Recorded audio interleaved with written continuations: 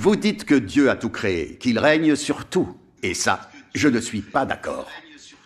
La science n'a pas vérifié cela. Donc, je ne peux pas y croire. Je ne crois qu'en tout ce qui est créé par la nature et change au cours de l'évolution. Comme dit le proverbe, les paroles ne sont que du vent. Voir, c'est croire. Ce qu'on ne peut pas voir de ses yeux n'existe tout simplement pas. Considérons les gens qui croient en Dieu, indépendamment du nombre de croyants. Qui a vu Dieu? À qui Dieu est-il apparu? Jusqu'à présent, personne ne l'a vu. C'est donc la preuve qu'il est purement imaginaire. Si Dieu existait vraiment, comment se fait-il que malgré tous leurs instruments, aucun scientifique ne l'ait vu?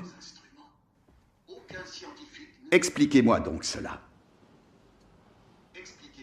Il me semble clair que la croyance en Dieu est fondée sur l'imagination humaine. En fait, c'est comme dans le proverbe. Si on croit à une chose, elle existe, sinon, non. À mon avis, toutes les croyances répondent au même principe. Écoutez, professeur Soon. Laissez-la parler. Vous dites que parce que les gens ne voient pas Dieu, alors Dieu n'existe pas. Et quand vous vous prosternez devant la tablette d'une personne décédée, est-ce que vous voyez l'âme du défunt? En recherchant des esprits maléfiques et des voyantes pour dire la bonne aventure, est-ce que vous voyez le domaine des esprits des défunts?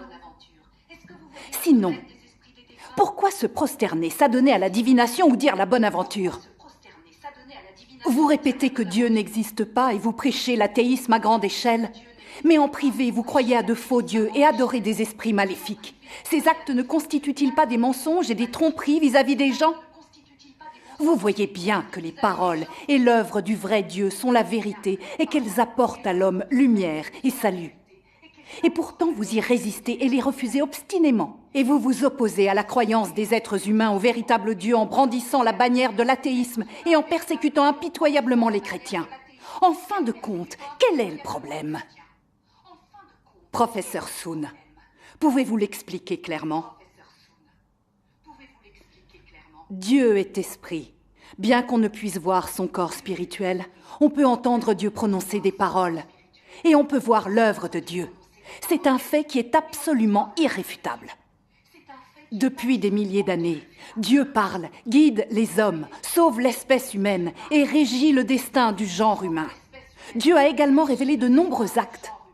L'expérience humaine et la connaissance pratique de ces choses ont donné lieu à bien des proverbes, tels que « Aide-toi et le ciel t'aidera »,« L'homme propose, Dieu dispose »,« Les hommes sèment, mais la récolte dépend du ciel »,« Le ciel donne toujours un moyen »,« Les plans des cieux supplantent les nôtres »,« Le destin de l'homme est écrit dans les étoiles », etc. Tout cela prouve bien qu'il existe un souverain qui régit et agence tout le monde humain, qui dirige, bénit et nourrit cette humanité. Il y a aussi des expressions fréquentes comme « un esprit observe juste au-dessus de ta tête »,« les gens agissent, les cieux observent » et « on récolte ce que l'on sème ». Tout cela montre bien que Dieu est le Seigneur de la création et que Dieu régit toutes choses depuis toujours. L'Esprit de Dieu observe tout. Dieu inflige les châtiments selon les actions des gens et décide du destin des êtres humains. Professeur Soon, vous avez beaucoup d'expérience. Se pourrait-il que vous ne reconnaissiez toujours pas ces faits?